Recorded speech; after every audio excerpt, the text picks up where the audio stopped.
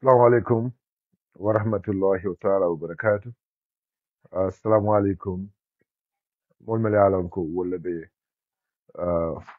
program o jibela abannin kola la. Assalamu alaikum to all the people mele alan ko they're going to see this program. Anal badim malem Silvo Sonko aka Bayo Sonko Gambia. Bifana na da kalkondo kapali ko happy Sunday to everyone. Na da kalkonton dimasulu nyimala kapali ko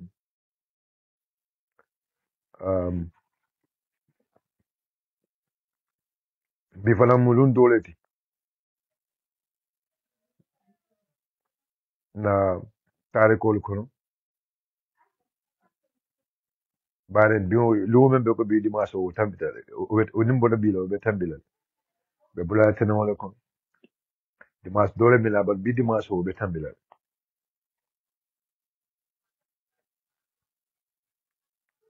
bade ngolu bi lafta pour zakasha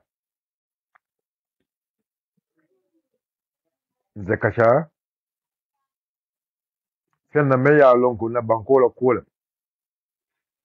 but lafta même fola wala nyindi ko be kachala. But one thing is very important. Na kachakono be mewomen kachala ay te tonyat. Be mewomen kachala. Nsala tonyaka. Hak. Don't steal, don't lie, jobbery. Be mewomen kachala, nsala tonyaka. Kacha mambalang, but kacha eki anin tonyakan. Bara Allah subhanahu wa ta'ala, mole mansabalem mansame ya lonko alafta tonyala. Wala na ko ani badiwo na tonyero ke afai ye tonyero leke ne atara badiwo le ka fasal ako na tonyero ke afai tonyero leke wala mu muslima ya jiko muslimo nyanta kama wala nyama bare ana tarafon e manke muslimoti imu dina doleti o dinol fanan men koyta ma wala nyindu ko ifanan kala nyinala ko ibe kuku kala yake anin tonyala bare ko adamadi mumen fana yalon ko ite laata tonyala adamadi mumen yalon ko alata tonyala wa adamadi mum fana nda silan wasotola o silal adamadi mumen yalon ko ite laata tonyala wa adamadi woni wona nda silala katun mole me yalon ko ala kola ala la yamaro laka ala la yamaro ala wala jomman sembe soto jomman fen soto ala ma mendila jongoy fen soto akan alon ko ube kala ala di fon le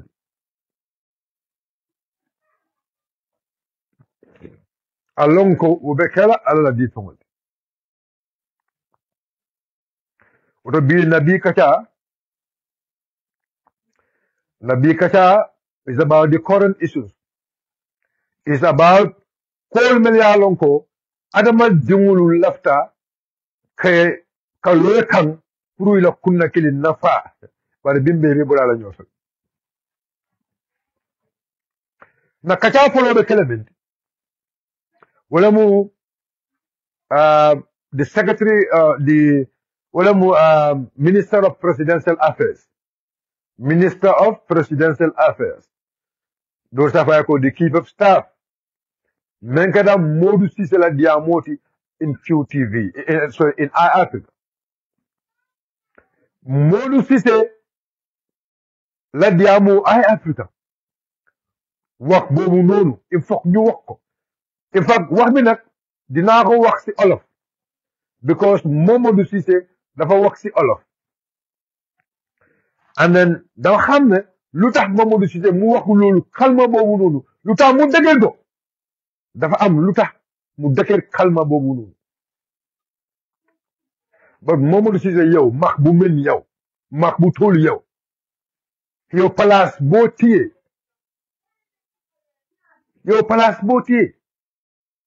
yow nga ñemee toog ci télévision wax boo xam ne amut allahu akbar yow nga ñemee toog ci télévision nga def nga wax boo xam ne amut weer loo ko fen ba because of yow place rek yow because of yow place boo nekk place boobu nga nekk di si ci yow ragaluloo ne yowmal qiyaamati yàlla dina la laaj yow yaa wax lii kan la kii wax loolu bon yow ragaluloo yàlla because of yow place rek nga bugg a téye ragaluloo yàlla nga toog ci télévision di fen nga toog ci télévision di wax ay wax yoo xam ne amut yow Momodou Cissé yow Momodou Cissé yow suma koto la nag man loolu moom kay yëpp xam naa ne yow suma koto la dama la respect moo nekk suñu diggante ba dëgg su ñëwee il faut ma wax la ko loo wax Afrique ne yow nga ne Boru Touré moo wax ne képp kon ne booguloo UDP yow doomu alam nga yow kaddu boobu noonu fan nga ko dégga kan nga dégga kaddu boobu noonu si jëme Boru Touré yow ragal yow ne bés yowmal kiyaamati yàlla dina oo yow ak Boru Touré mu jëf judgment seen diggante ite keɓa bakataho because of palaso loya tinna ite hañita ka si télévision o to ka kawla loya Boru Touré la ka kawla moola ɓe ya lonko amma même fo because of ite lefta palaso to nela because of you want to secure your position ite hañita ka lo télévision o to ka kawla wonti dingola kuma kama ɓe ya mafo wala tinna Gambiyankolu mbaɗi Gambiyankolu ɓe politique ole kono to ñaalem ɓe politique ole kono baren sen hakkilotu baake ka tum nim molle ɓe politique o kono ɓe yaalon ko wolumon feññe to place o doron oto nimɓe o politique sifa kono sen hakkilotu baake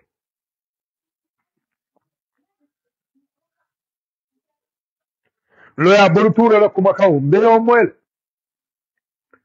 and then to my surprise the police the IGP Sidi Muktar Touré ide keɓa ba ide lugume yaalon koye palaso dila yemmina fo lugume yaalon koye palaso dila walatna Gambia dewlum ko ntol buka boye mo kan ntol buka mo toñe bari momonon ting ila taran silo me yafo molen ka bule ka wolala bari ning ilo taran silo ni eman silo ta wotumolen be fintila ke against your own word. Yes. Sidi Muktar Touré lume ya lonko the IGP lume ya lonko binim palaso kakan as the IGP lume ila press conference yemina for no journalist ole what was the statement yemen for no journalist ole. But there is going to be a special program. I just need to get my materials. Nana bagasul besedo. Atul be killing na la audio be play la ne feeling. Kabin press na ngala kuma kangolemba. More sita kuma kangolemba. Momo me ya longo ibe system mo kono. Be la kuma kangonyi sama nang. Ka play ka fwe ikla ngani movement puka banko dingul feeling di. Ka tandi mola ko itela lo ka movement ni banko kan. Bo be kandila. Nabo alba bi iznillah. Sidi Muktar itela Sidi Muktar Touré itela lota iko nyim palaso me ya lonko ite nyim palaso me mutaka ikana nyim palaso me muta itela funta ma funta itela funta iko nyim palaso nying ite ba make sure ibe clean na banko dungule ite ba make sure ko you'll be loyal ibe tara clean banku dungul dam maltim itala wallahi suma wala tamam itala eko there will be no selective justice eko fisamante ya ta karlaje yejum motan do fitan la do itala yafu demafu this is your own word anu Allah subhanahu wa ta'ala be kidin dañu nale wallahi sidi bise kodo soto ñu IGP yaado ise maka mo soto ñu IGP yaado ise farman sa ñu IGP yaado ise tama ñu IGP ya kono ise kumma ya ñu IGP ya kono but wallahi summa wallahi akhi yawm al-qiyamah ni atale ka salle ka sum yawm al-qiyamah Allah subhanahu wa ta'ala be kidin la ñu kuma kama fanan kanne ye même fo kabri ka pala so ta anu ila tan ka baramen dol be clean na la got ala den be clean na aben nyilin kala na lahido menta kabrin ka palaso mara ala ben nyilin kala be ane mbara minala kabrin palaso nyin ditan mbara minala ala ben nyilin kala be la ila yawm al-qiyamah ila Sidi Mukhtar ite yo même fo Gambia dungul polisol be siri ita makam malu nyinna polisol be siri polisol mi yalo ko wolle be te duma ita sida wal nyaado Gambia be nyaado ye kuma kaw fo imanna baro kuma kaw nyinna ita nyanda kam muro how can you go back to that society, the society you promise or you are going to be a just person ita bakila mo clean wole how can you go back to that society? How can you go back to that society? Society me ya longo ye lahidi menna ye kuma kama men foye ye kal Quran wala menna foye je palaso me ya longo ya dil as IGP of the Gambia Police Force ko be cleanna ida do ko kala Gambia no le ida do ko kala mo kum cleanna bi ida Sidi Mukhtar Touré tumala me ya longo ida do ko kala mo cleanna mem Adama Baroti bi ida Sidi Mukhtar Touré bi ni sida ida mai ala tema ke mina minala jongul me ya longo yekuma foye me ya longo amenge tonya yakuma kama fo belie kuma kama me ya longo da barala par Sidi Mukhtar Touré bi o police dindingol me ya longo be Sidi nyak longol be diamula ida kele la bi da Sidi Mukhtar Touré bi ida ka wol nyakono jibe nyaadile ita ni wol ka nyo nyakono jibe nyaadile bayitele yapo dema ita ko ida klina Gambian ko tema ita ko dema fo de Sidi Mukhtar Touré le yapo ko you are going to be very loyal to the Gambian people. It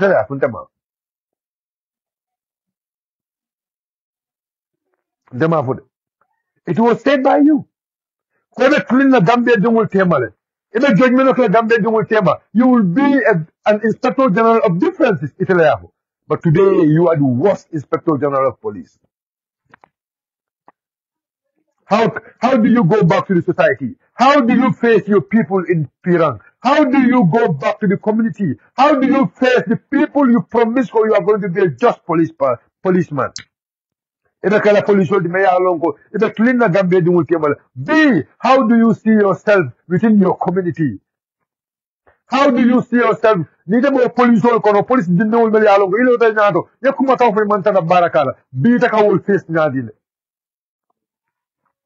this is your own word, Sidi Mukhtar.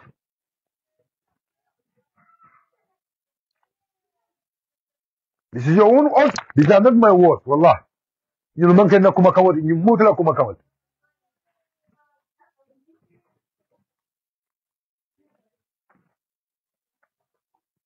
So more today, hayi sa ilota mulnyado, ye bor la kuma kawata e ko ka falinne. But wallahi memu to ya dige wala nyindiko, atule bor la kuma kaw al yalonde, kuma kaw me ya diminje al yolonde. Kuma kaw me ya diminje al yolonde, kadu borye memfo. Ibani isafuno ko morally, you should say, you could have said it different way. Morally, that's quite true. Asafono nyado nyamale. But piyata na wallahi suma wallahi, jumaya de balanda, jumaya de sonna nyina dunya ko le kafu, mokalo aka foyo ko ndele ba fudu de ba.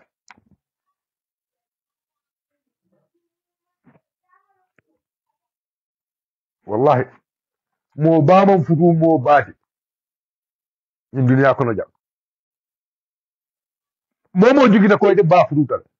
Because Momo Jigitako, Momo in Lunako, Ibama, I for almost 9 months, those 7 months.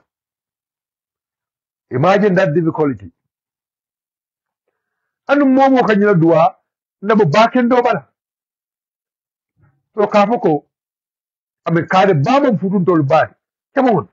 You could have said it different way, fine, if you were softly, but I don't follow for money account what the problem was. Money account is not a problem. I'm not getting it. I'm not getting it. So what is the incitement of violence in that statement?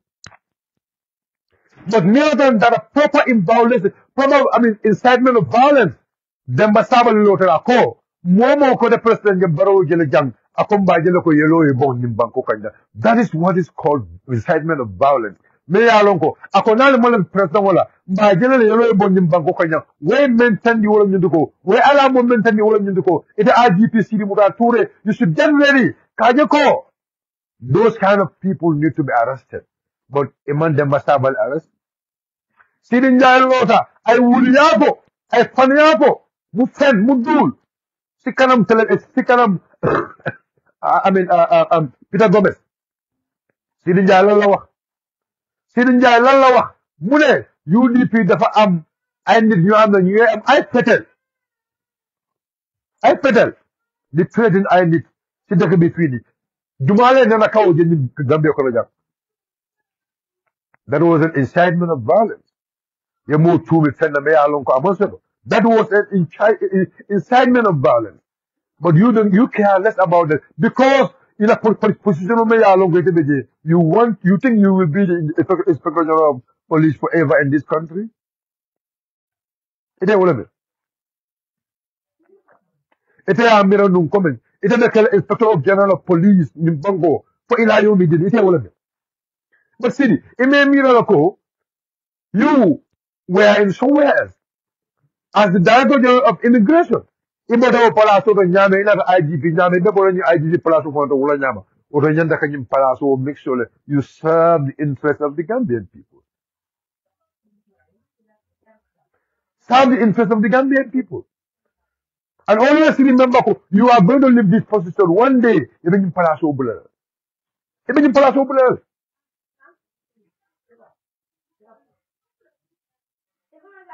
But after all the promises you've given to Gambian people, now you care less about the pledge or the promise you've given to those people. You care less about that because you only care about the position. How are you going to stay in that position? When are we going to be realistic to ourselves? When are we going to make sure we fulfill our promise? We fulfill the promise we've given to our people. When are we going to do that? When are we going to do that? Huh? When? When are we going to do that? But the other side, the Gambia do. And this is where the problem is. After the Gambia do, we've seen all this. We hear from the president. President Barrow Mila for Mole. President Barrow Mila for Gambia Dungole in 2016. Because there will be no president, Meminayim Bago from Kotange, Mayor Longo is going to rule this country for more than 10 years. This was the statement of President Anwar Barrow in 2016. But Yagale, Gambia for Gambia, Wallahi Suma Wallah, and I believe it. Gambia Dungulu, Dolfon Lemum Fola. Dolfon la mum fon la posinoti. Dolfon la posinoti. Because ala ya ala jele. Ala ni ala de ma khoy la ala khalef li yefo ma khoy. And wallahi tuma wallahi Gambia kada banku di banko me ya lonko. At least we believe we have about almost 90% Muslim. 90% Muslim. Or at least 90% believers. 90% believers. Those who believe in God, Allah. Because 90% of us believe in Allah. We might have different beliefs in prophets, but 90% of Gambians are believers. Sign, in in all the books of believers. Ekatan di jeko, faniyamu fennet me ya lonko, alaman la fala. God. Let's not talk about the prophets now. Because we, at least, Gambia, 90% of us are all believers. Alaman la fi menna wala nyintuko. Alaman la fi lahido, kan lahido ke, iman na lahido nyintimman. Alaman la fa. In both religions, you dino better alaman la fi lahido tinala. Alaman la promise and fail. But wallahi, let's go back to the history of the Shahadas. The Sahaba la history to. Let's go back to the history of the monsters or the kings. Alaman la fi nyadon ko la me ya lon ko abuka anno abuka bara la kuma kawala. Alaman la fala. Nyadon ko no. Alaman la fala. Ala la fi nyadon ko because Khalifa ala ye tombong ayeke mol nyato ni ala ye tombong ayeke mol nyato. You have to be the sample of those people. You have to lead them the right path. But ni atara ala ye tombong nyote. Ala ye tombong ala ye ke jawol nyato. Puri mara wo jawol la. Yo jawol silo la. Silo me yalon ko wolem eden nasiraat al-mustaqim. Silo me yalon ko wolem silafilin ni wuti. Ala ye tombong ala ye samana dunya kono. Ala ye fisandi wo jawol beti. Ala ko yo jawol ta yetlin silo kam. Ite kana ka siyo jawol nyato ka tawfo me yalon ko ita baralala. Dama ite no jongol takitila ila yawm al-qiyamah. Ino jongol takitila ila yawm al-qiyamah. That brings me to President Barrow. I think Gambia jongol la promise. Wala tinataka kukilina po mole nko. Wallahi, nde, lada kukilina wala nyindu ko. Kaje ko President Barrow mantalo wala jan tata mte, my belief is this. I am ready to fight against it in all angles. Because mbekelo kalala, because nadino le yamarala. Nde. Nadino le yamarala. Nadino le yamaro mbetama kawala. Wala atina molmel kafuko. Mo manyanna ka mansa against. Mo manyanna to go against mansa. Bari dino le milafo ni atara. Mansa sila ke me halong ka dino manta. Dino le milafo to. But dino le milafo. Moto mobe ya longo. Amuka bara. Ala foka wala. Ano abe jongo nyar. Misil mayaye. Almamo kuma yandile.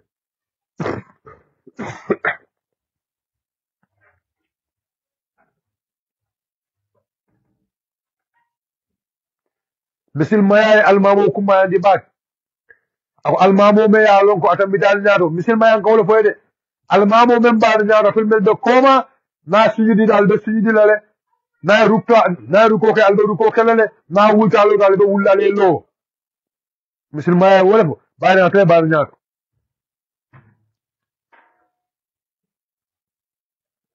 Bari na bar nyaro. Albe talo ke kam. Misil mayaye la nyamen. Ayanda ka la wala nyama. Bari misil maya ma fuko ning atara almamo nyanda kata ruko ke atara ka sujudo ke misil maya ma fuko albula no ma sujudo to misil maya ma fo albula no ma sujudo to bari misil maya me folo nyanda ko ala ten bendi misil maya ma fuko ali batum ko nyaato de misil maya ya maro bendi o wato la je ala almamo nyi hakilo bulandi aliya tandala ko abuka kiten aka kiten misil maya wala fo misil maya ma foko amin nin lo sabala mu fitrodi misil maya ma foko ala ko lo nani misil maya ko nin alma boya ken do nani ala hakilo bulandi ka tan dalo ko ay fennati nya salo nyun ko menen misil maya o bek anu misil maya ma foko ali bodu fasal ko ala fayde ani de salo kono ala fayde jeto salo kono misil maya atandi salo kono bato wato ala tanda misil maya wala bar ni atala mol be jamila lonko wala le dino karam wala le dino long wala le dino fam ya ka tan min don la sina jang ya hakulu bendo fala ko tanke o misil maya la ya maro man saka wala nyindi ko yetare lab jon yetara na jon jowol nyaato yekarande ku kendo wala yetara kela balu sone andiye yetara ka silo tan la silo me ya lonko wala eden nasrat al mustaqim bari president Barole en to lahid president Barole ko me sanji sabala kala jang ako sanji sabo nyim bandula na carte payo kumandila carte payo me yalon kon man ta lola je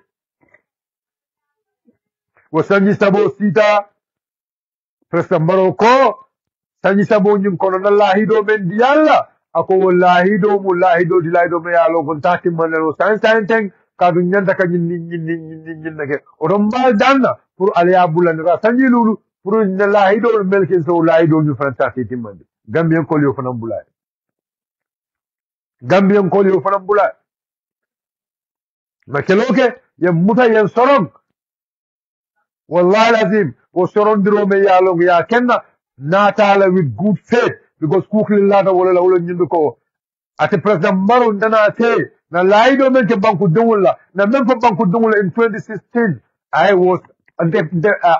am proud that ko muta back to banku dungulla kande pour ka je ko laido nyim pride kimma odo fen de alo ko no lo ka woni aya tinna nan men fo banku dungulla kabrim be president Maro ma ko pride man sa ya nana lo dula ta jele kiti tende ni wo jon dungul tema ko tanke fa jarta ne fo na la ka sola and new come 2020, come 2026 also, inshallah, lata nyina ko, mbe kapula jol, mbe kapula alala jon dungulma, mbe kapula alala jon dungulma, mbe president Baro nyinin kala, mbe tonya folae, katandi president Baro ko, itele ya fo jam ko, mbe maralo menkela de tambla sanji sabala, itele ko nabule sanji lulu keta, inata na, itala lo katre fayola, sanji tang marajang itelo ko man sata sanji taw marala nyim banko kanjang ko tanke itele afo belola benjin kalala niyam sorom ila yawmal qiyamah kilo tata ni tema niyam fa yawmal qiyamah ni sakiti ndal lankam wol ndala ta wala niyam fa yawmal qiyamah ni da kiti la because mambo yi kan menen metonye bayila kuma kan ne sendi wala kan ila wala kuyate ina bitan kan e sembo jayin kan yen sorong sembe me yalon kun tele adila yen sorong sembe me yalon kun tolle adila bar yen sorong sembe me yalon ko sembo me lon ya miro nun tele adi fanna waya treta ma di fanna banku dum le asika yow sembo nyindi de la mr president sembo me yalon ko na adila yow sembo ta ya IGP sombo IGP me yalon ko yela bari musolo sika ya diala pour aya futu aya ke musodi yow IGP fananta ya sindi yela sembe kilo me yalon ko na adila yow sika ya diu IGP fanana abe tilimbal ya kantol Gambia de wala abe tilimbal ya kantol Gambia de wala abe Gambia de wala right taka na bati nyaka Mr. President Mr. President. So we are determined kon Benjamin Kala walale. Benjamin Kala walale. Wallahi sima wallahi Benjamin Kala walale Mr. President. Because the one thing don't let wala nyindiko, we cannot allow this country. We cannot allow any leader to go more than 2 terms in this country. Na wala kele for sanyi muwannim fula ya jambe benun jang wala ya tinna me wala ya tinna ya jambe na mulfa. Kame man sayala wala ya tinna ya jambe na mulfa ya jambe le sanji tawra kala sanji tanni luluto ay momen fa wala siyasa ka tammi watila tumuro millere ya jambe kan president Baro ya jambe le sanji tawla nyato wo sanji tawo nyato ya jambe sembo men soto wala siyasa ka tammi Gambia be la sembode kadu utumu ya tara ya jambe adunga sojarol kono ay sojaro la sembote bulo kon ay police la sembote bulo kon bara ay banku dewul fo la sembote bulo kon la Mr. President ite ko Gambian ko li ta bula yow sembe si basu ko de Gambian ko jumala right consent ibe sonna ka president Baro bula pour ay sanni tanni lulu man sa anyim banko kanya Gambiano mi ala ko right consent e Gambian me yalo ko anyim banko kanu iman tara kanyim mira kensenke ka foko because of tamu nyina karu nyina dimbela kanyina. But Gambia no me yalongo ila ko we have to make sure we free our country from self-perpetuating rule. Wala tinante mande lata nyina ko 2026 Adama Barrow be bola nyim masakundato. Adama Barrow la masakunda be banna jande 2026 nta lata ala ndikita inshallah ko ala beter lam fele bari be ala la fe annu ala beter lam fe dama do wala nyinde ko ala betandro kala president barola ko sembo benta ala la bulu nda ala la sindi anunta ala la fana en koy ko Gambia dungula fo ni wad karing bali ko tambita watola yenda ala dani purna la faro ke nda ala ka la fa bar nda ala fana be la mansa dan na jang nda lata wala ko ala bo kala comme 2026 ala be president barola mansa dan ala betar la banko dungul fe ala betar la toñatiol fe ba ala betar la mol fe mel yalon ko aka sembo dini wala la pour ka mansa tombon ala betar le fe ibe adama barola mansa ya banna adama barola mansa be banna nyim banko kanjang mol mel yalon ko ibe kafru adama baroma ife go sembo le bela ibe banko dungul toñala ala be wanyar la comme 2026 ala be wanyar la ala be la palaso tale bulu ala ulungo ibe lola iba poloko aday no iba poloko ninte yalon num wallahi ala ka tula nyum fole all the time jol mel ya lonko be dunia kono num ye banka ala batu ye banka ala tentu ye banka ala la mansa sika ka diala tumala be ya lonko o jongol nyul fata yomal kiyamati o jongol lebetar la sere ka fa ala ko ninte ya lon num tumala be ya lonko be dunia kono be sonno ko mari ta kering naman kede allah subhanahu wa ta'ala dammat o mol mel yalon ko be president baro bala o mol mel yalon ko be ni president baro be nakri nyola o mol lumbe sila ibe sila e ba folo ko ninte yalon num melo la num mol le fe kunum na to nya fa sa ka ala to nya la to mala me yalon ko sembo me yalon ko mol ya sika yaji president baro la to mala me yalon ko sembo banta to mala me yalon ko president baro man jigi soto ko range to mala me yalon ko president baro be banku dungul dan na ka ko aliyam funye na findi na si banku do kan sa be club banku dungul le bulu fo ba bulu la finti ban fota bulu la finti o lungo bulu lumbe yalon ko be sila ala jondi ko korontole bar lunta kela dunya ko lumbe yalon ko be sila jondi ko koronto to nyaw nyama ala be nyul lungo sindilal anu nyul lungo sita o lungo o minister o lungo o IGP o lungo CDS o lungo momo yalon ko yamiron dum ko sembo betle bulu o lungo ala be sembo nyun tale bulu ala be sembo dila jongol mel yalon ko wolle tamu sembo nyinde ala be sembo dila jongol mel yalon ko ala ka dinu wollal ke ka molti mol mel yalon ko walla ka president o tombon wolle be kala molti mol mel yalon ko wollal ka wollal ka ila sembo ta ila nafulol ta ila energy ta ye banko yayi ye diamu banko dungule ka fo banko dungule ko nyilemu banko la kayrodi anu nyilem fewde me yalon ko amanke banko la kayrodi wo luwo ala be lola ala be kijo tela tonya tiwol nim fanya tiwol temal wo luwo utemela ko daga insha Allah wo luwo utemela ko daga wo luwo utemela ko daga wala tin nan taka be fo Gambia dungule ye kukilin dom benya daga sika mira wala ite me ya lonko ibe nun kelo kono ite me ya lonko ibe nun diaspora ite me ya lonko you were in Senegal ite me ya lonko ibe nun yayin kan Africa dan wala katu man silo sito no kanajim banko kanjang ite kenni wo imira bang ite man silo sito no kanajim banko kanjamin mollele la lahdi mollele la balwodi mollele lota kalo yaje min natlu ka bala yaje mo manyin banko kanjang ka kataw fa yaje yaje mo manyin banko kanjang o dolu o be kedun tumula menna bayde kendo la fe mi la fanan lu me ya lonko yaje mo bolo nyim banko kanjang ni da sila ye mi ko funding ko membe ko tuman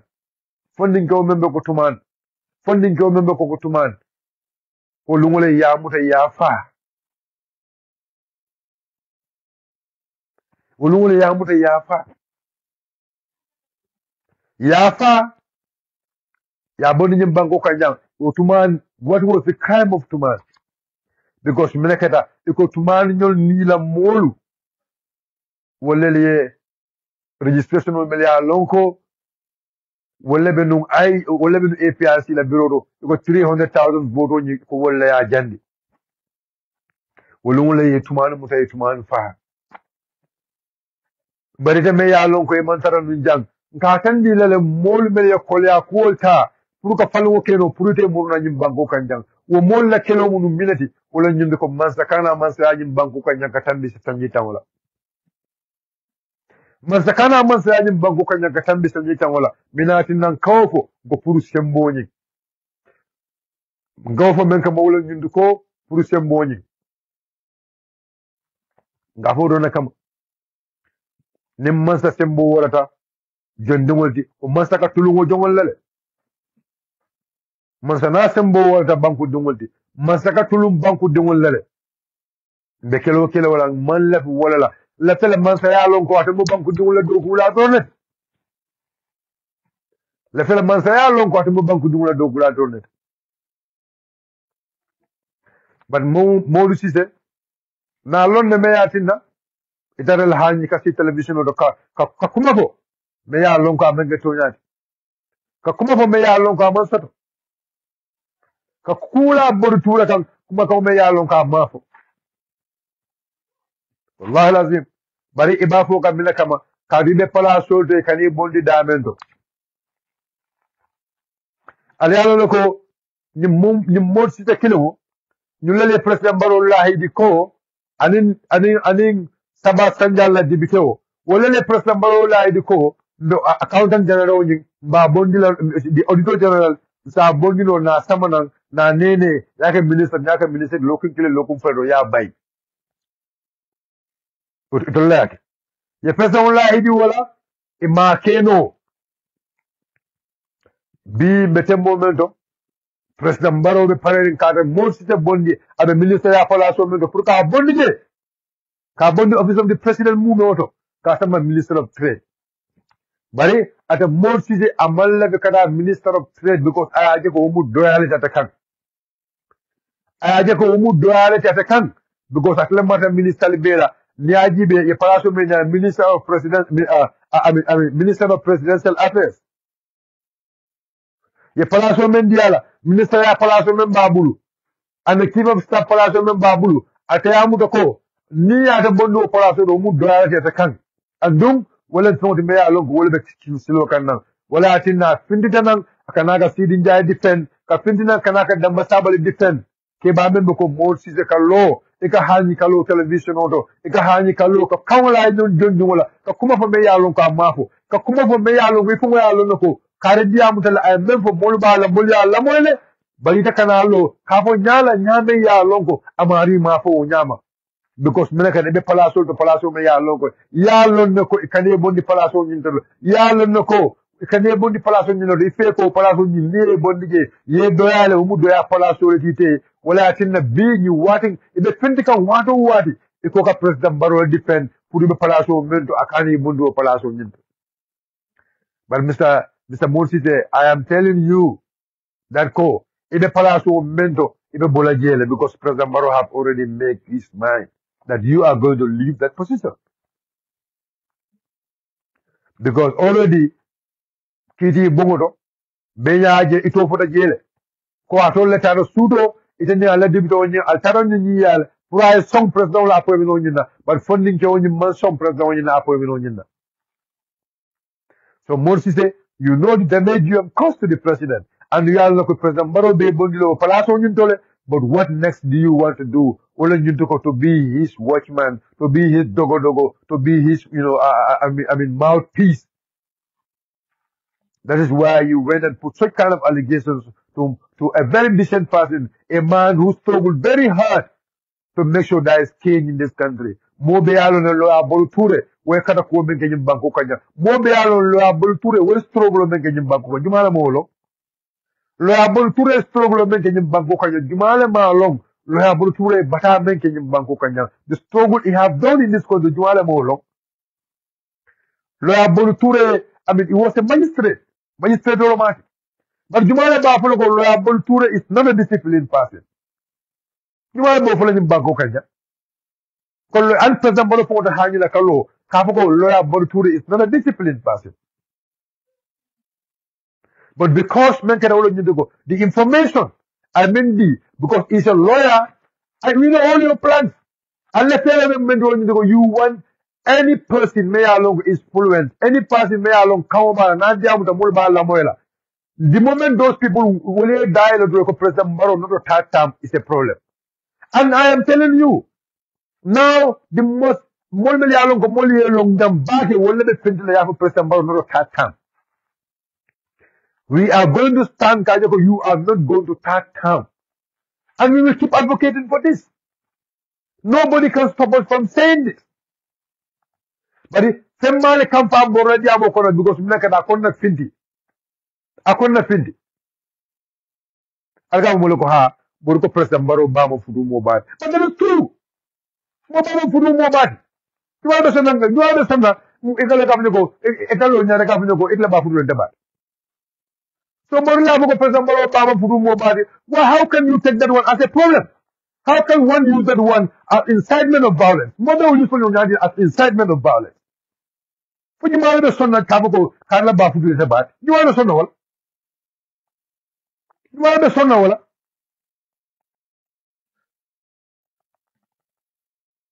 Mole Tombo. Mole Tombo, Mole take president well. Mole president Akete. And the Kabako, so it should have they should press you, but those people should never be pressed. What is that? Minimum insult to, minimum incitement of violence in that statement. Minimum, what is incitement of violence in that statement? Let's call a spade a spade. Let's go into a legal term. What is incitement of violence in that statement? Jumala ba fudu mo ba tin banko kanja. Jumala sonna wal. Who jumala be sonna. Ka foko mo ka lo nyara ka foko mbala fudu de ba. Ni ko nyam ba fudu de ba simple. But is that an insult?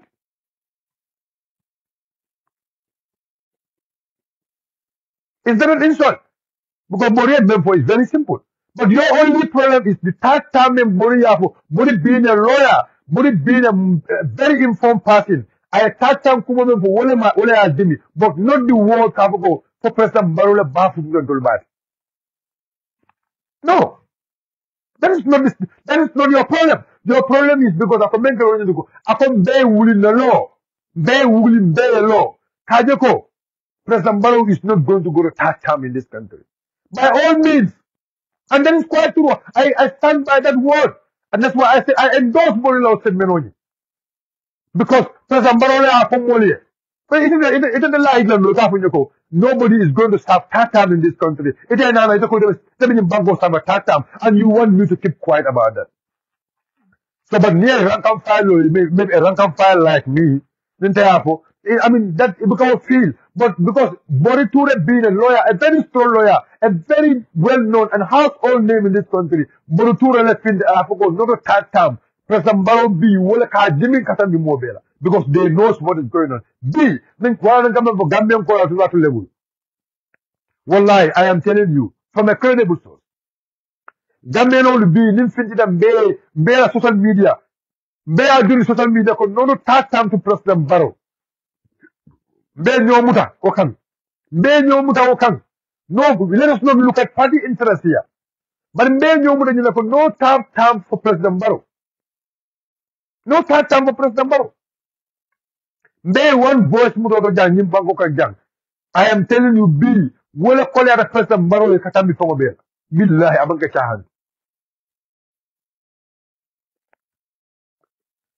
That was the reason Itanakatawa NPP didn't want to recruit Kesamanam police. Because they know very well. President Barrow long call, I don't make a Gambia Dumula. Well, I don't you look the seal a Gambian call by Yan Kala. For Alaban Yan Kala Yomal Kiama. I long. But I'll attack a police all use. But what I think I see it sitting without two someone at IGPD. May I long I have very musola di wala. I have very musola I have put in the way. I was someone I keep IGPD in Bango Kajang. What kind of nepotism? Namino Moy, and Yajamana Yajam, Namino Moy Yajam Mansayat. Namino Moy Yajam Mansayat. Kabitan Saman Kapalato dia. Kabitan Saman Kabitan IGPD. Namina Moy Yajam in Bango Kajang. But Jumala ki President Barole Bo Sipal Kanjang. President Barole are burning Muta, burning Konoto. I have only governor, I have governor, I have only governor, I have someone, I have a minister of works, I have a minister of environment, minister of forestry and environment, President Barolo in Bangkok, then they didn't Kuno. President Barolo, okay, follows, Alasanji, I okay, follow, Sanjita Okon. Actually, I'm a Nina Sanjita and Ludi, President Barola. At the Momo Diata, Ala Sokon, Momo Diata, at the Gambia government, Kelabaro government. At the Gambia government, Kelabaro, Kunda government. Because I don't understand. And those people many along will bala. Many along will the President Barrow bala. Welcome for you going to go. Well, the moment they can secure their position, it's a Kodobono Masakunda, Eta Bundaulo, Eta Murobal San, Eta Musubal Fudu. Well, they care less about Gambian will be any sovereign on that. They care less about that. They care less about that. All what they care is to letter of Masakunda, President Barrow, Kodo, President Barrow, Bulbula, and Kodo spend the way they want to spend it. That's all what is their interest. They don't care about the separation. Gambian Kulu Bidaka Mena. They don't care about the back of right, Manaboro Mujalleti. They don't care about Sukuruboro Mujalleti. They don't care about Gambia Dungle Sotana Bimania Longo. Kabin Soman Diamond Fendomo. They don't care about that. They only care about their position. They only care about the vehicle they are going to drive. They only care about the car, the house they are going to live. They only care about the luxurious things will be done, but they care less about the destruction Gambia Bidaka men. They care less about the destruction Gambia men face. That is the fact about this country. No. They don't care about that. If President Barrow can take our government money to give it to a business, to his family for a family business,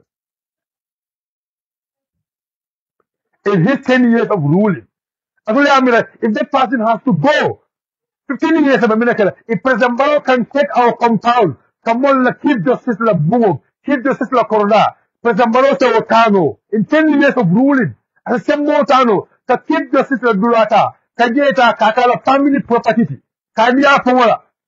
Wallahi, President Barrow in 15 years, what do you expect from him? Gambian for Gambian Cole. Hello, the Gambian for Gambian Cole. Gambian for Gambian Cole. Ninga Atala Faniala, Rafunya Fanialam. But in can no men for Gambian Cole. Then the political killer Faniati, men the political killer Tonaka. Ha! Tonado hack. Hack. Neatara. President Barrow sent to Lucky Justice La Corda Tano. Keep Justice La Corda. I attack. First of all, Sanita Maroloco. Sanita Maroloco. President Barrow sa Abanim Konotota, Ayake Minister. Sanita Okono. President Barrow say, President Barrow say, at a phone, Abarimus Konotota, Siga Kadi Mola, Kanao Marito Monkake Mola, Police or La Kuntun Court. Sanita Okono. Actually, I'm a President Barrow, Sanita and Lulu. I'm a Minakela. Not a Sanita and Lulu, I'm a Minakela. So Gambia is not about me. Gambia will mean to go. Gambia la Saman Kaolepo. Gambia la Sam. But Gambia will mean to go. Gambia for Daha. Gambia for Daha. Alconcana Dunyola. Alco. Alco. Banco. There is a bit. There's a problem there. We fail to accept. What you go. Mol mele alonko yo le fa nyim banko kanjang billahi intele nyim fale nim president Barrow muru back to this victim and any president men na nyim banko kanjang o victim mol mele alonko they struggle so hard to bring the change in this country. Ning anybody me alonko you came to this country ina nyim banko kanjang as a leader imam muru victim mol kan ye na fita wallahi nyim banko la problem ko intele nyim fale ala sabe. Any leader, men na nyum banko kanjang, imam victimol nyafita. Imam victimol nyafita, mol me yalongo ye baba nyol fa. Ila mol filter nyum banko kanjang, ime nyafita. Nyum banko do fla the same problem. You like it or you hate it. That's the truth. And I keep saying this. Ndeta umabole fo. Ndeta umabole fo. Ha. Any leader, man sawo mas na nyum banko kanjang.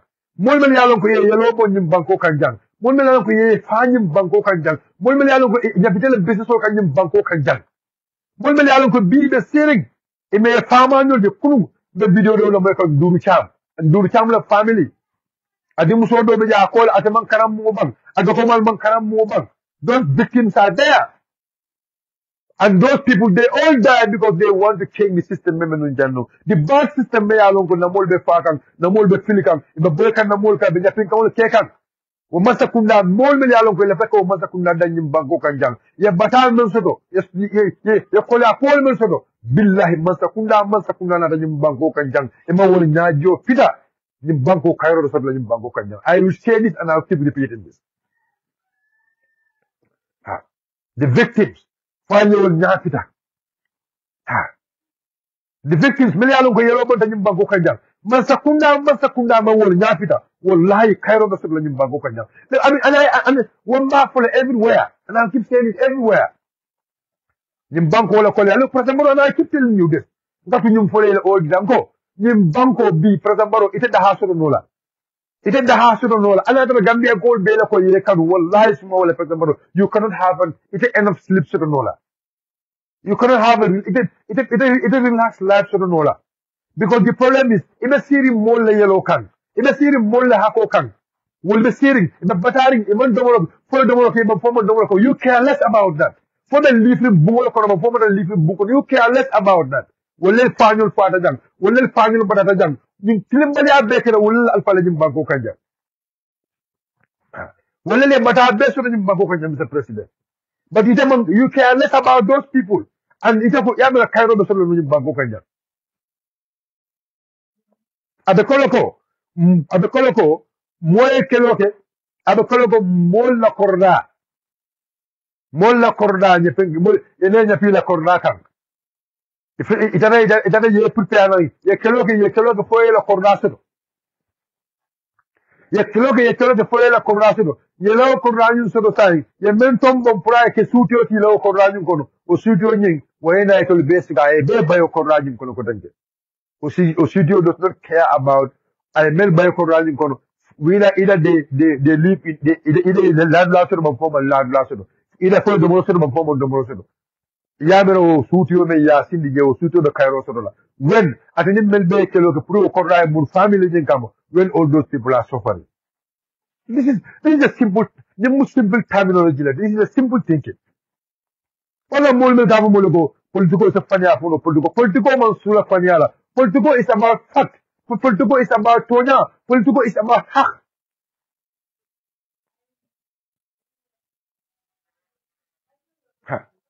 Political is about haq. Political is about ye Tonyako. Ye temper member caring. Political morality. Political is a fanya for that. No. Political is about fact. Nunko na daha. Nunko na banko ita nyado. Nunko Tonya sabat na banko kanjang. Wallahi suma wallahi. Nkam memfo mo jang wolam nyintiko. Gamben for Momo in Banco Kajang. Momo Yalong, ite mari, you have consent.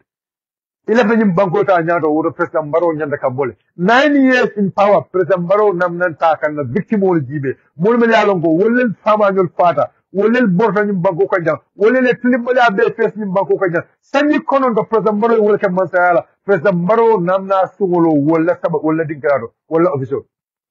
Sandy Conan. Sanji Konondo, Mulmel Yalongo, Willel Samuel Fata, Mulmel Yalongo, you poor baker will in Banco Kanja. Sanji Konondo, President Baro Mantaka Ujibe, President Baro Bulla Pleno Jang, Sinafula, Abida Senegal, Mulmel Yalongo, Willa Bataranu, Senegal, the Keloto, Willa celebration only. Sinafula, President Baro Bulla Pleno Jang, at the Minister Fandila Pleno Kono, if they dare Jola Padiamola, Mulmel Yalongo, and you will Tamanola, more killing Masakuna Dukula, Mena Jo Data Bekono. Tilly, a Kamari Joe, Dalasi Wulitang and in sailor. Every day, $18,000, 200 pounds. 200 pounds. Momo Bula President Baronoma, not glad a Kejo Walla, nine in Banco Bula, Lungulung Ayelaban, Lungulung Tilo Kejo Mena, nothing less than the junior staff, nothing less than 200 pounds. Niafal in Gambia Kulula, a man there, Dalasi Wulitang and in sailor B. That's a Wilton and say, Amondoyala. President Barola Bobo in Banco Kanya Fintita, and in Momo Tada, Tilo killing, not that, Ike Joe Menda, Abukandoya, Dalasi Wilton and say. President Baro Botaja, a pleno Luas, I move from the pleno Kono. Ataka Senegal victim, Senegal, Molme Barala, Senegal, Kilokono, Molme Barala, Senegal, Strogono, Molme Yalonko, Senegal, Yalonko, a batata in the struggle. Senegal in Kolka will take a celebrate. To let victim will Melia Lonko Ibijam. sanji konondo mel keloke pour ka ko ka tajirante ya masa kunna bannim banko kan jang kaje ko aldul mombori kaje ko diaspora ko kam burna nyim banko kan kala ke niji kaje ko development ko nyim banko kan jang mol mel keloke minal nan sanji konondo de president baro namine celebrate president baro never even visited them sanji konondo nyina nyanda ka na fulo men dila pour la jaralo president baro we ban fombe bi men kono amman sonke jaralo ni fo ka nyam. But the worst thing is president baro be yaela akabe campaign wol akoto be mid people tola aliyalo ne ko president baro na la molu eka kodo eka chekol mel di musol la mitin blalindo musol tara ka chekol ni withdraw ko chekol eko kodi mantara ja aliyalo ne ba aliyalo ne ko president baro nyole chekol mel di musol la birkawa mitin bla jang ye chekol mel di musol la ina bank le pour kam chekol ni ka withdraw ka kodo withdraw wallahi imman eko chekol ni bounce ta fali yolo ne ba chekol ni bounce ta ni musol mel toya fola musol mel yalon ko chekol ni dila ye findina yako wallahi american gambe fotak makan talen talugo musu kapol soto da musu kapol mel yalon itana bank e ko kodi mantara account on billahi wallahi tallahi sankal alal ha especially chekol mel di brikama I mean SSP ye chekol mel di brikama SSP musol ñu tara bank ye chekol mel di la tara bank ko chekol ñu sen mental account on ñu ha comme yaje so comme ni masa kunna be balu kan ten ni masa kunna be gambe no fildi kan ten bar ni masa kunna ya ndiro dum atebe tula gambian ko tara kawol nakari anu gambian ko le sowal mbadu wala ni ko awara ba. That is the kind of government we are having.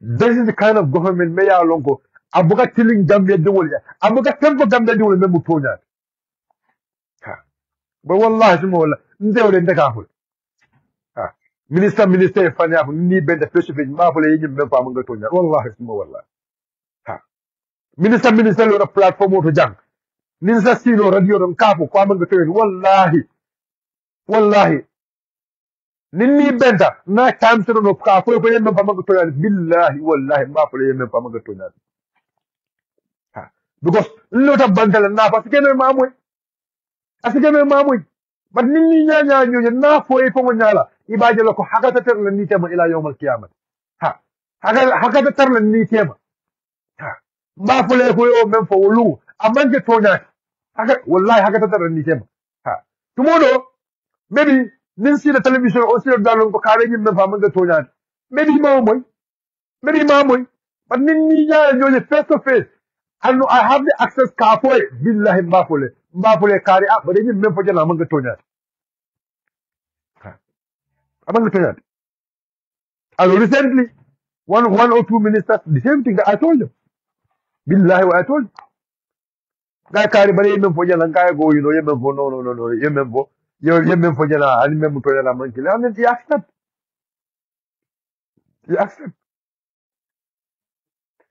Dokumakile for Jole.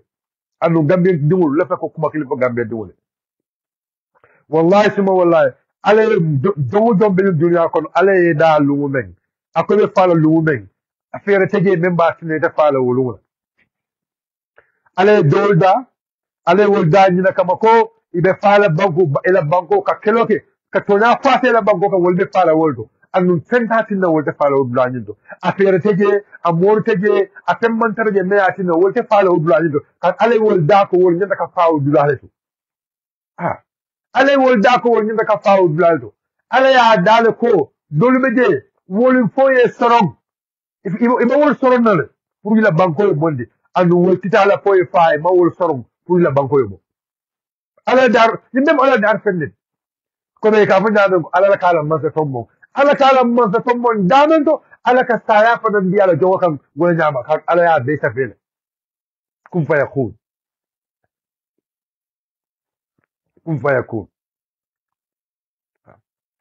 ala sembo jonna sembo man tambala ala la sembo jonna sembo man tambala wala doga be kade go wallahi suma anka kuma kila faale amman go komen ka go kare halitale amman go komen kare ka silale amman go komen kare break tale bar kukil na baje ibe lalata alalla ate alala ko yella ko atelemu Allahu akbar ala yebu ate ala be lalata ko atele mansabame ya longo atele tembo wota jongo beti ba atele mansabame ya longo ko be kila ma atele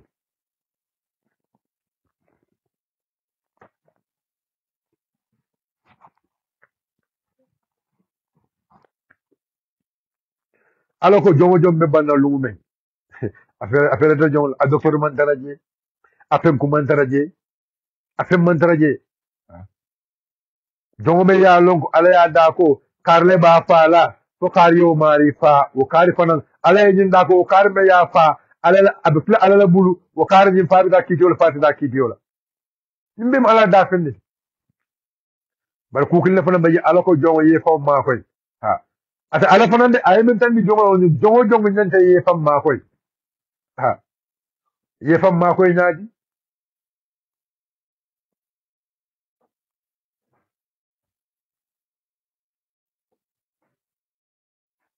ye fa ma koy naaji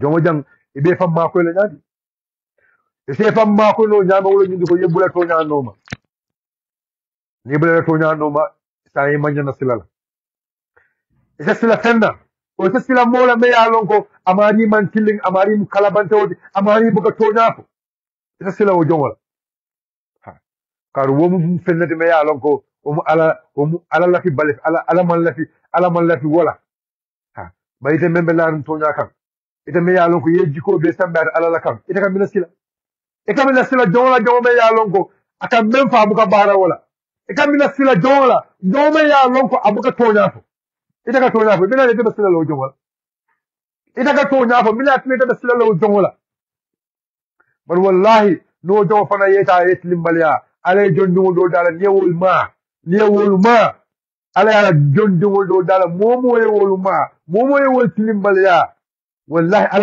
ala buka sokonota pour ka wala kelo lazim ala yewol fanande dal ala buga sokono ta pour gawol fanande kelo wala tin ndaka même fo mo lolu ñu ko jonkana toñero ala min toñerland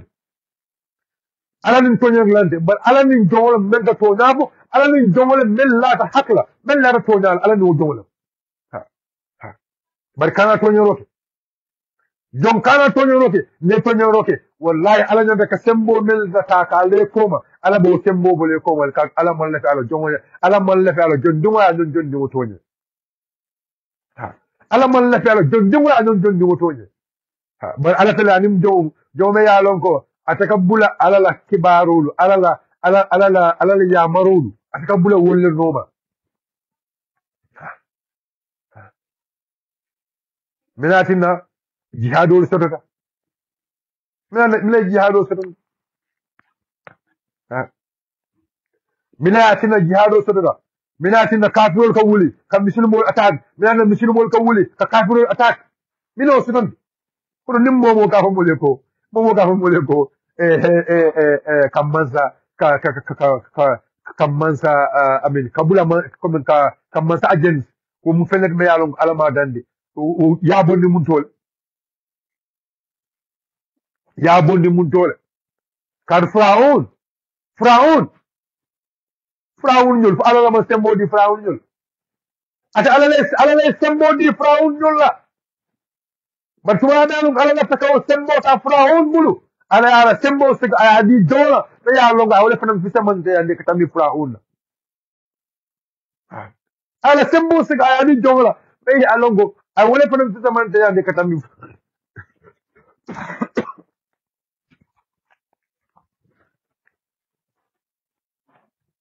awole fanan fi samanta yande ka tammi Firaun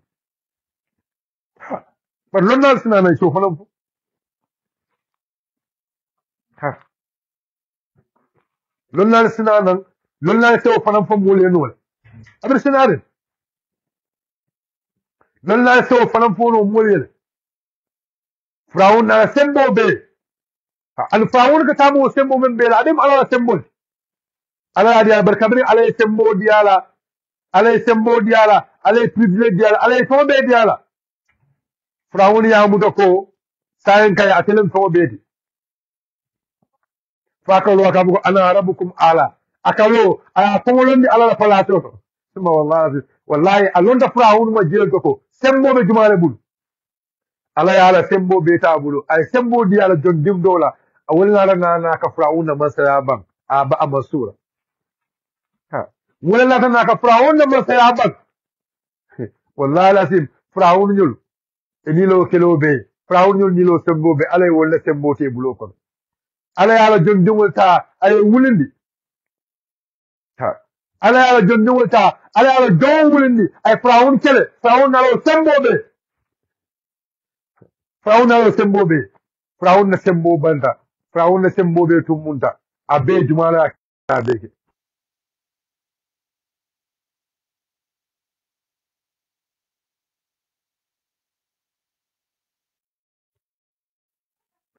abe ala la abeke femma beke na mak alat so do sembo be ala la bulu ala lem sembo be ala lem ko be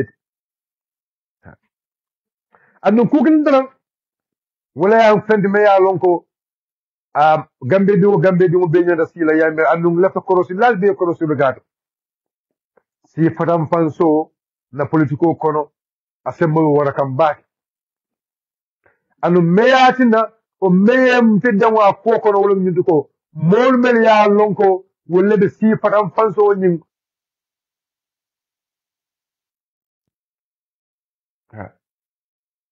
mol mel ya lonko wala be si fatam fanso nyin escalate kan that one escalating it belon we are all in social media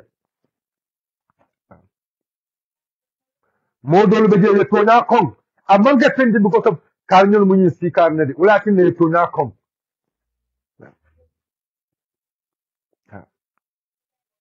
akan silam baak molu man laf ka tonya molu man laf ka bula tonya no o kan silam baak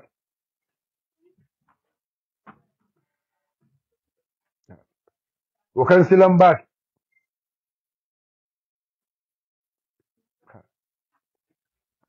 tribalism member no because cooking never people don't want us to address this and it's better we address it. These are things many along go address. We must address them perfectly. Because you learn call to Melialongo, wole be batande kanjum banko kanjang. You learn call to Melialongo, wole be na banko murunde kankoma. And some of these tribalists, Melialongo, they are so tribalist. They care less about the future of this country. At the end of it, whatever happened here, they run and leave the country in a problem. Many of these people engaging into this tribal politics, they have a place to go. Whenever Alman Tangala, any problem happens in Bangkok, they have a place to go. When others do not have places to go. But they care less about the future of this country. They care less about it. And realistically, they know very well, because they have no love for this country.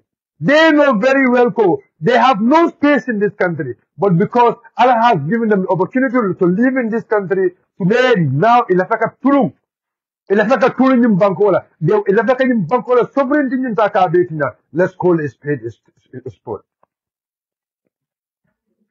Let's call a spade a spade.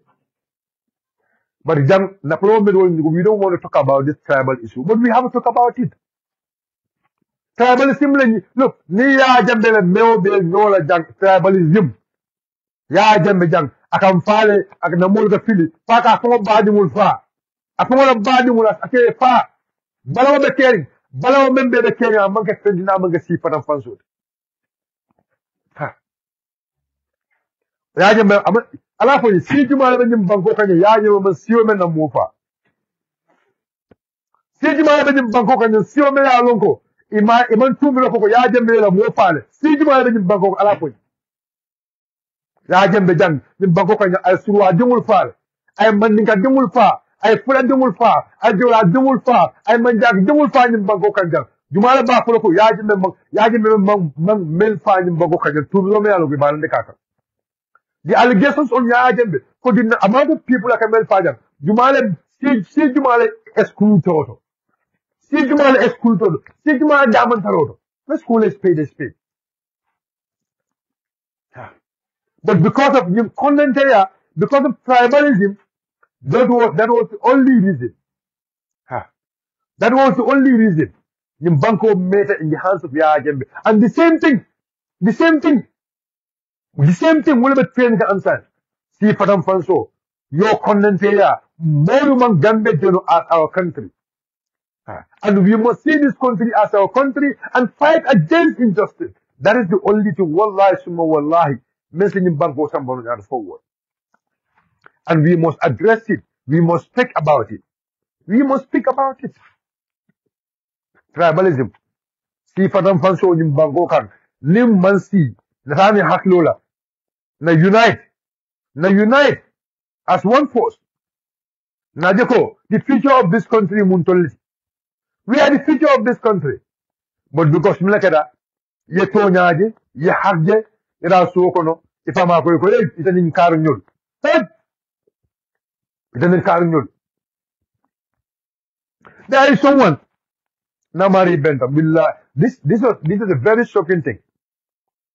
Ngayako, Mekataka, Akonyoko, it's on the Nanto 5. Akonyoko, it's on the Nanto 5. Non-condom 5. But so unfortunately, Amari Montelonga, I have to, Amari Malong, Amalong in Onyam. So, Ngayako, the two Musid Voldi, Sonko. Akonyoko, Silvo Sonko, Ngaya. Akonyoko, Eleboda Muntole. Ngaya Gonte, Ngaya Moda Balibule. Akonyoko, I first go Balibule, Koyanka, yes, Sonko Balibule. That although our origin is new. Akonya, okay. Akonyoko, for them, Sonko Manning called for Sonko Jola. Ngaya them Sonko ability. Akonya, okay. Akonyoko, for the Pati Jumal, Ngaya going to be UDP. UDP Akonya, because Ngaya Tondi, Akonya the Tomu Carlet, a condom for you. Kabra condom for you. Ngaya go so, Ngaya go, Vanangaya would have draft and put in black card. Akonya put in black card.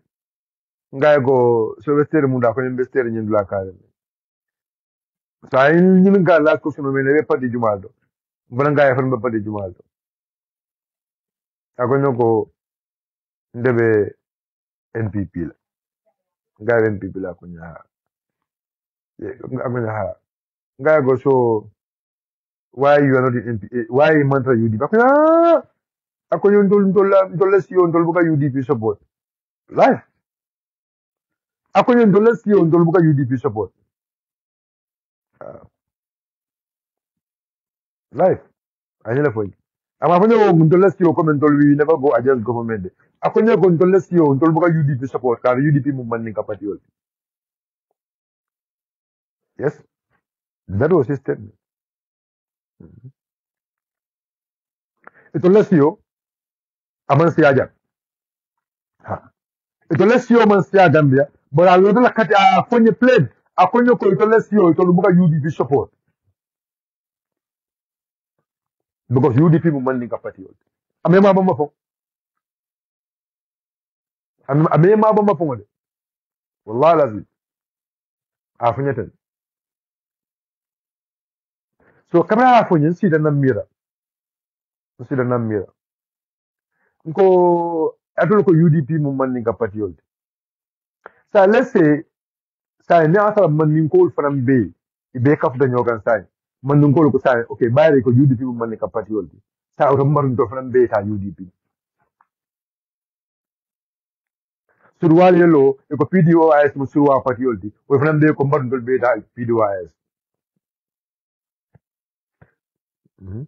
serakule yelo e ko bakile mo serakule patioldi e ko mbardol fana be da serakule patioldi bakile patioldi fulo yelo e ko mama kanne mo fula patioldi e ko mbardol be ta fula patioldi manjako lelo e ko hendi gomesi mo manjako di e ko mbardol be ta hendi gomesi patioldi o surwal yelo e ko eta fal mo surwaldi o to be mbardol be da eta fal patioldi sign no okay the sign who is going to be the loser. Look at the sign who is going to be the loser and who is going to be the winner. Neatara was you at a mental funyo to buka it'll become manding called support. And it will let you know because of unity manding a party of the world it will become manding called support.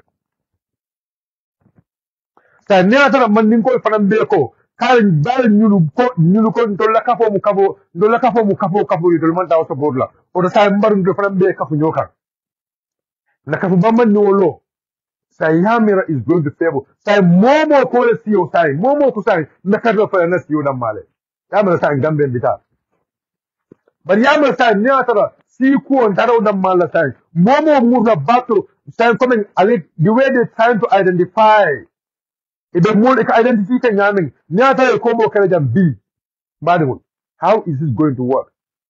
Man call be ka funyoma ko sa to tabu dolam nyina mun dolam man ka patiyod surwa be ko nyina mun dolam surwa patiyod fulol be ko nyina mun dolam fula patiyod wala na kodul be jaka demi mbakele kodo be jaka demi mbakele we are all one family dolel intermarriage dolel damal fu nyoy dolel damal fu nyoy dolel damal fu nyoy intermarriage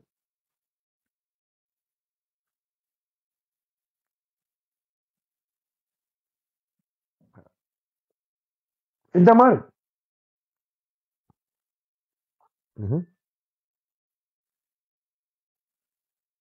yes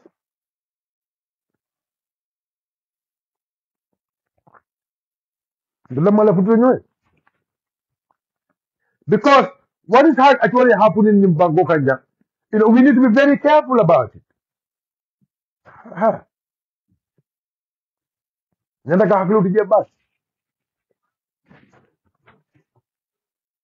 Because right now, we must speak out from the diam.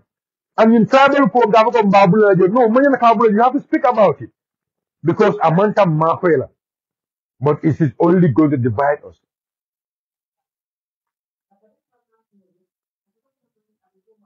Because the realistic thing, so now the diamond the whole Minduko, so now the whole Minduko B, more Jamabe, or B, so many plus. Tinko, an MPP Mufula Patio. Ha. Wala mo ko MPP Mufula Patio. Mo Jama Babeje, Dolbeje, Wulu, if MPP support, the mental MPP support can thank them because of they feel like MPP Mufula Patio. Likewise, true. There are others many along goals like a UDP support like a UDP Manika Patio. That's quite true. And we have to say that too. But in time, men follow you to go, where do you want to favor? Where do you want to favor? And Dolbeje, they are only making themselves associate to enter Pal because they feel like enter Pal Musurwali.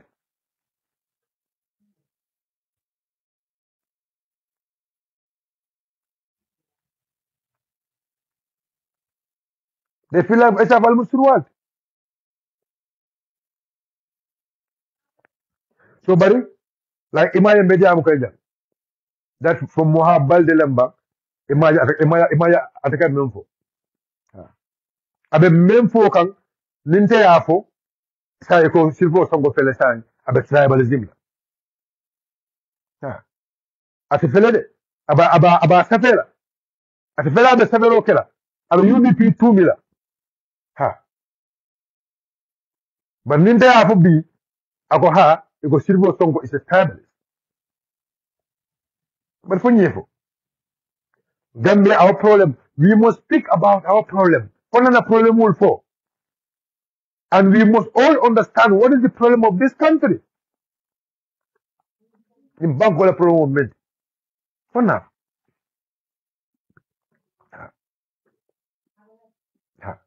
This Mua Baldefele. And when I start this live here, all the negative comments, more million to the several cases, and they are writing a lot of negative comments in the comment over there. If they attack them, the UDP attack them, if they non follow, look at all of them. Ali Bejibe, Jumal. And when I was fighting, when we were fighting, Arabaro Samaran Jamasala, it would kill Lelo, the Arabaro man quality. Yeman Kabula Arabaro no. Some of those fullers. Melalon could be. They're taking Arabaro as their property. And they think it only flyer can look at Mintola. When my mother made the wulu is a fuller. What a fuller it was. My own mother made the wulu. What a fuller it was.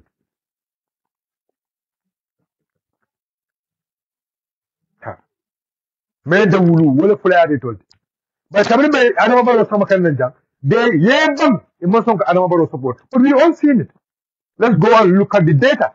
When the system the other way than they are given. How Adamabaro win? Adamabaro election will win the Let's call a spade a spade. And we must talk about this. For the info. For more than you do, I info. You do, I intend there and you say, for now.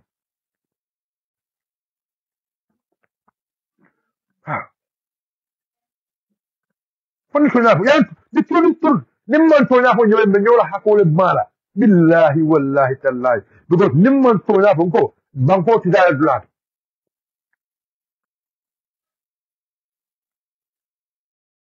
Banko to that blood. Allah for you done. Let's call for your Doronko. Let's call a spade a spade. I don't know about 2016. And we know there, a bay, we know Jama Bay, a baker diamond all in Yuko, a baker diamond, a baker in Mandinga Sade Ball. 2016. Mavoko Mandingo don't have fired. But 2016, let's go and look at the data. And we know the market diamond. Many of the places, Melia Lonko, many of the places, Melia Long. So, large number of people living in those areas are Mandingas. I don't know about winter or 2016. I'll high winning, I'll high margin of winning. I should have started a little.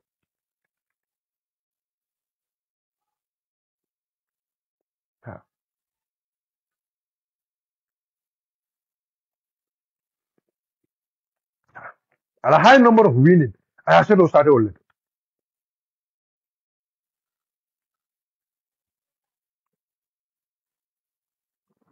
$2016. I don't know win or bay. I'll win by bay. May I win in Bangkok and down to become the president.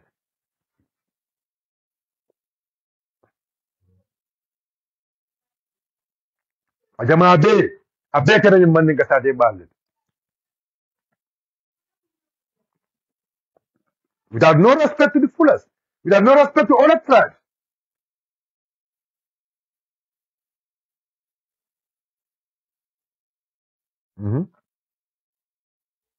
That's the truth.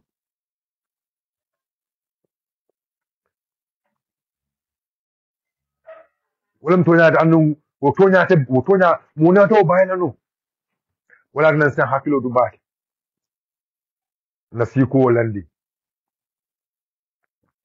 Almalen tanga sikelola. Almalen tanga sinyo doyala.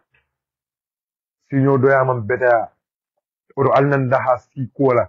Let's talk about the things Melia Lonko will be in the bank wall from good. And we have to be very frank here also. In 2016, Benunjan Mafokan Ha, Yajan Bakajola letter, I told the someone I can do this Sojaria. Go. Yajan Bakajola letter, I told the time minister Dinkaral. In 2016. That's the truth. Welcome. Welcome. whether it's true or not. But welcome. But now we are in 2025.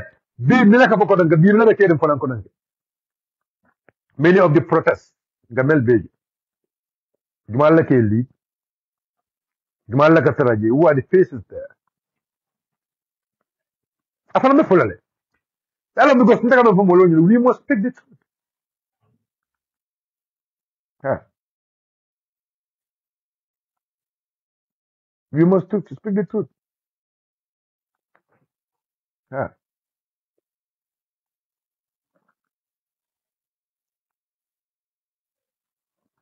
We must speak the truth. Huh.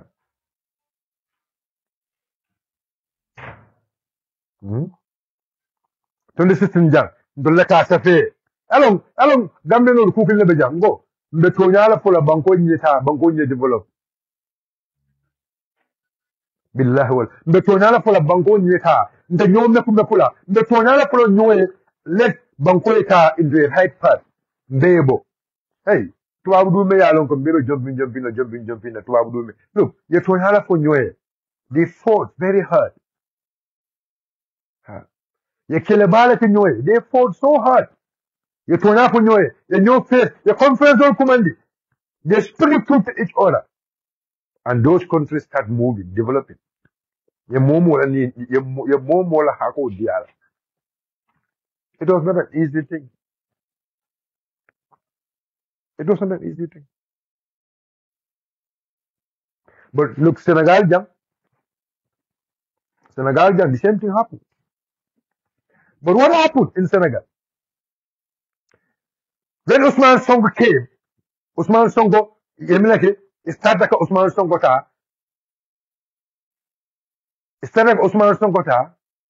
Usman Sonko karkacho, Usman Sonko mujola. And they start looking at Usman as someone Meya Longo is working with the customers MFDC. Because of Usman Sonko being a Jola in Senegal, they want to discriminate him. But what happened in Senegal? Senegal Siruwalu, Senegal Sereyolu, Senegal Fulolu. Senegal all the time told those who are wise, the capital Nyoma. Yajeko, these people are using divide and rule tactic on us.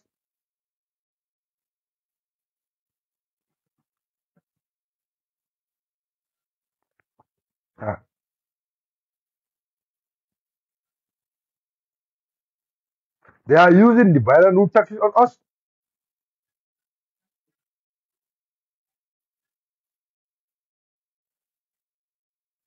Yes. That's what they were using on us.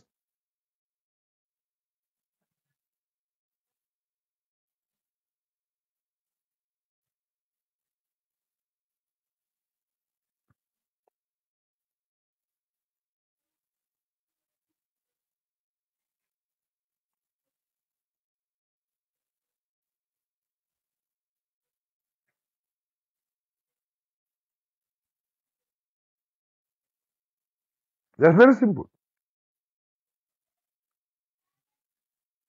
Senegal Jungulu, they really understand what was the fight of Usman Sonko. Minam Usman Sonko the fight. What was the mission of Usman Sonko? It was, and the mission was to have a better Senegal. Forget about these people, forget about the guy, forget about this from Muha Balde Lambang, forget about him. I don't go to MPP platform to insult the okay. So if he is in my platform insulting, saying all sorts of things to us, Allah Bula J, that is how they are. So this Mohammed Balde, Allah Bula J. This guy in 2016 when we were fighting to bring Adama Barrow into power, he was not part of us. Kabime Adama Barrow samakan na fonko. Amantara nunkan. So nimbi we Adama Barrow la pito kala fonko bala. I mean, forget it. Alabula je, alabula enne. Alabula kumo be from. I'm not gonna insult. Ndra nendro kala because imanta kununen drola. Ndra nendro kala. That is not my way. Umaken kala silodi. Kala bula enne. Ha. That shows how NPP is. That shows how these people are. That shows how they are behaving. Kadalun tolga keloke. Adama Barrow Samanon to make Adama Barrow the president of this country. Actually, it will Yeban. It will Jamal Yeban. Ma foko. Kabringa keloke ka Adama Barrow Samanon fulo mantaraje. You know for Nafanyala for the Nungo fulo damantaraje Nafanyala for.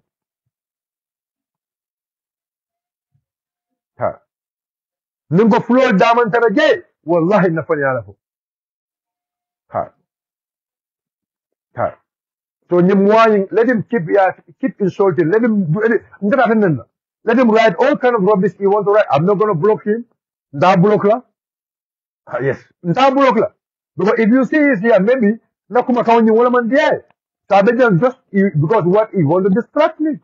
But you understand what I'm talking for and no tonya mesa but na wala ka. Tribalism wala benyim banko ngunu kan kom. Si fanam fan. Mole tonya Moli along Dumal Tonya kan, but he left a Kayam, the Malakambula more Noma, because Nakada Ikoha will Musio Menti, ha, if a Malato Sion. That's the only thing. But you know, they are the right people when I go to another level, because Nakada Ikoha Manding call them, double Lenoma, Sidual, double Lenoma, Manjago, double Lenoma, Full, double Lenoma. That is the problem of this country. A member come and be, Gamen will be near Momo Nimanka, Motanim Banco Kanya, even those who are starting President Maro, Motajem may along to 11 President Maro at that time. I think it. Momo along to Gambia Banco, Momo along to Gambia, Motaje B may along to 11 President Maro at that time. But because they are serving him, they are serving their own interest in his government. That is why they want President Maro to go to that time. COC, with consent. Yalo ko B.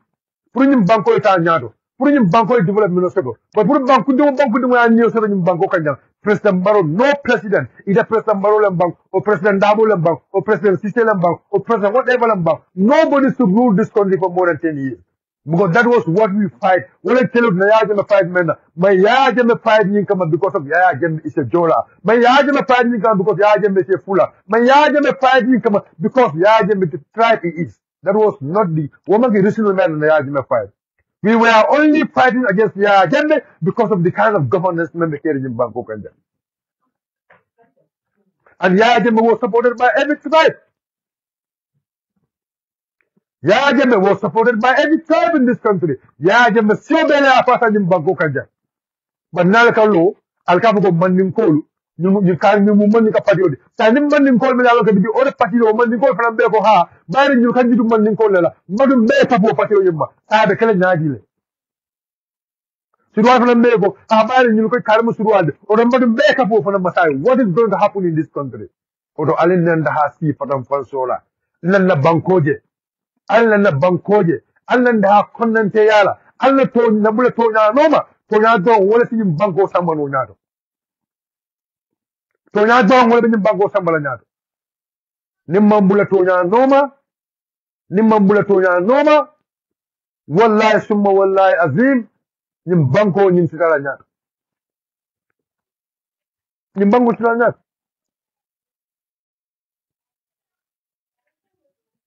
nim bango sitala nyato ha ite muhabalde imagine you keep repeating.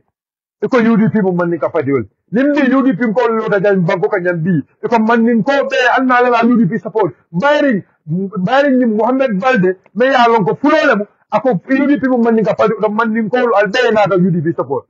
Alko ha manin ko fele tribalism.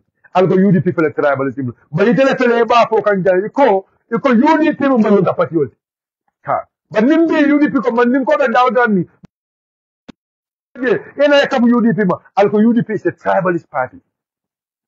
But I told Kilo Lakadum, Nyokan, Alcabo Nyoko, Alna Nanim Party current support, because Nim Patio Muntola Patio, Nim Patio Muntola Si Patio. I told that. I told the light of you people. But Gambians will see the truth. Well, I didn't go. We will speak about it now. For the Tonaho. More bodies, no more son of more tuna more in Bangkok and understand. So nyala de fola momo ye komolonne and momo you must love yourself. Ita manninga korra ko jan ita fulota la futuro dulalto. Ko man siya mandinga korra ko ila wuto imam fulo taraje imam surwa taraje imam jola taraje imam sero taraje mandinga korra ko jang Gambia jang o man siade likewise ibida fula korra dum falon kono imam mandingo taraje o imam surwa taraje imam jola taraje imam sero taraje nyim banko kan jang wallahi o mo man siya because we are intermarried.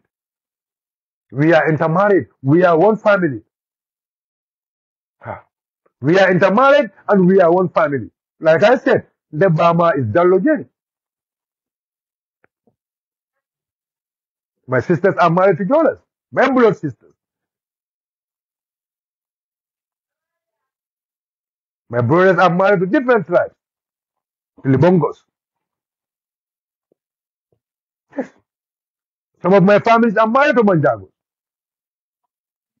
Saying, you want to call me a tribalist because I tell you the truth. You want to call me a tribalist because of my belief. For UDP. Or for other political parties. But now, the Mandinga in NPP, it all called as a tribalist there. Or the Fula in NPP, it all called as a tribalist. Or the Sirwa in NPP, it all called as a tribalist. But the Mandinga in UDP, it all called as a tribalist.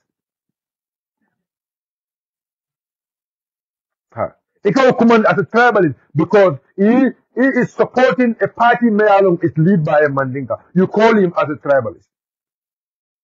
But now, we see Adamabaro as a Mandinka, and the Mandinka supporting Adamabaro because he's a Mandinka. You don't call those Mandinkas as tribalists. But now, the Fullers supporting Mama Kande because he's a Fuller. You don't call those Fullers as tribalists. But a Mandinka supporting UDP, you call that as a tribalist. Mandinko me ya lonko, and the UDP support kan, you call Mandinko mu si padam fansilarity. But Mandingo me ya lonko, and the Adamabaro support kan, and Adamabaro Mandinko, and Mafo Mandinko ko musti padam fansiol. And Mafo Mandinko musti padam fansiol. But Mandingo me ya lonko, when you need to support kan, because of Damamu UDP ke, Mandinga demolti, alko musti padam fansiol. But Mandingo me ya lonko, abe Adamabaro support kan, Mafo Mandinko musti padam fansiol. But fulo me ya lonko ada anobaro support kan because I feel like fulo le ted anobaro masakunda kono ima fo fulo ko imoti padam fasil but suwa me ya lonko ada anobaro support kan because I just abandon suwa le anobaro masakunda kono ima fo suwa ko padam fasil. That is the problem about our country and we must speak about this. Nimman nim fo me plan ko yala kono. But overall we are one family. Overall we cannot divide and rule. Divide and rule will not take this country anywhere. Kantala. Mansanada siri nala peka me akan menke wolo nyindo akan tala into siolity. Akan tala siolity. Akan talan mansa. Nim mansa lafta kamul tala. Nim mansa lafta ka banko ta advantage ta banko la wolo nyindo ka banko tala siolity.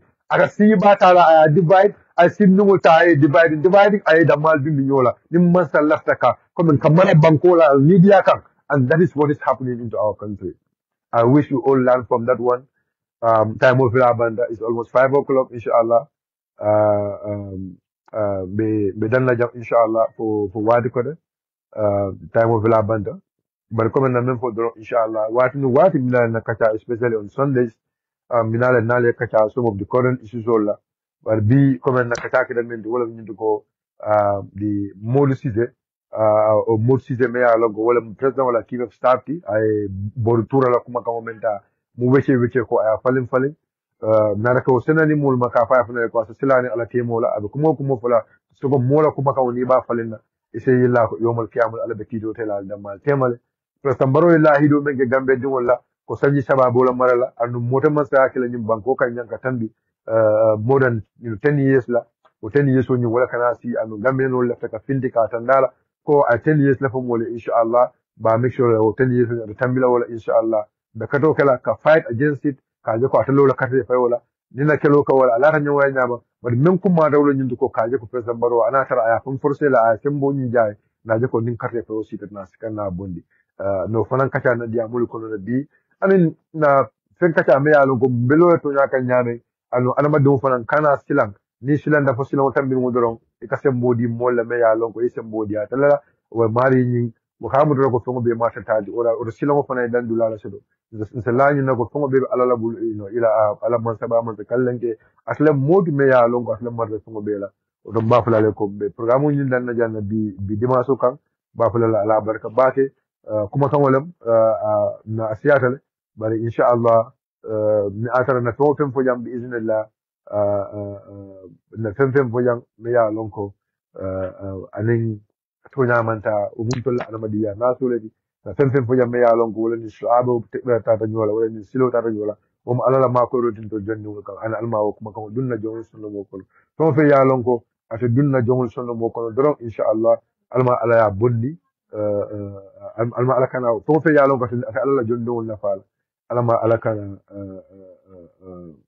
ala kana o gefende me yalon ko waydum alma dum sonno mo kono to fe yalon ko be jondol nafal do inchallah alma ala o dundi be sonno mo kono wa salatu wa salam ala rasulillahi sallallahu alaihi wasallam assalamu alaikum wa rahmatullahi wa ta'ala wa barakatuh